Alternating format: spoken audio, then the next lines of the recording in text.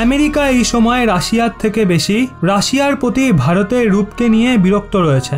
ভারত লাগাতার রাশিয়ার বিরুদ্ধে ভোটিং থেকে দূরত্ব বজায় রাখে। রাশিয়ার প্রতি ভারতের রূপের প্রশংসা অনেক দেশ করে, এমনকি স্বয়ং ন্যাটোর অনেক দেশ ভারতের নিউট্রাল স্ট্যান্ডের সমর্থন করে। এখন এই ব্যাপারটাই আমেরিকার হজম হচ্ছে না। রাশিয়ার সঙ্গে ঘনিষ্ঠতা নিয়ে আমেরিকা অনেকবার ভারতকে সতর্কতা দিয়েছে, কিন্তু ভারতের ওপর সেটার কোনো প্রভাব পড়ে না। আপনাদের হয়তো মনে আছে আমেরিকা S-400 এয়ার ডিফেন্স সিস্টেমকে নিয়েও ভারতের ওপর প্রতিবন্ধকতা লাগানোর হুমকি দিয়েছিল, কিন্তু তা সত্ত্বেও ভারত ডিল থেকে পিছু হটে না। আর এখন তো ভারত আমেরিকার সতর্কতাকে এড়িয়ে গিয়ে প্রতিবন্ধকতা সত্ত্বেও রাশিয়ার থেকে তেল কেনার সিদ্ধান্ত নেয়। আমেরিকা এখন এটা নিয়ে চিন্তিত। এর জন্য ভারতের ওপর নিজের সতর্কতার কোনো প্রভাব না পড়তে দেখে আমেরিকা এখন ভারতকে একটা বড় অফার দিয়ে দিয়েছে।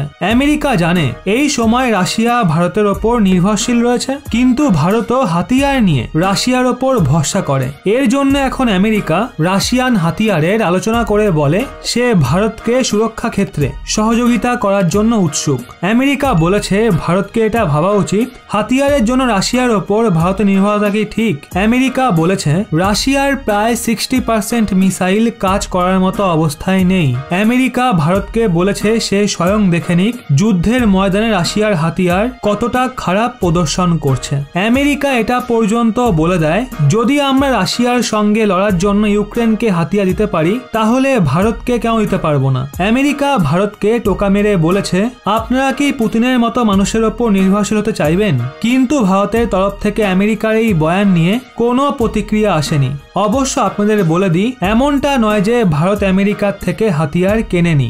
ভারতের আমেরিকার সঙ্গেও খুব ভালো সৈন্য সম্পর্ক রয়েছে।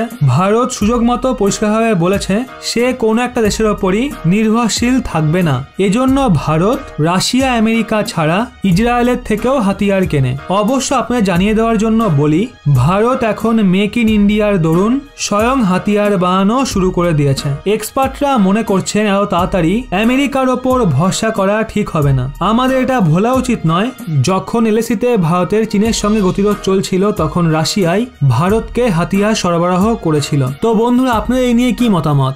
ভারতের কার পক্ষ নেওয়া উচিত, রাশিয়ার নাকি আমেরিকার? অবশ্যই কমেন্ট করে জানান।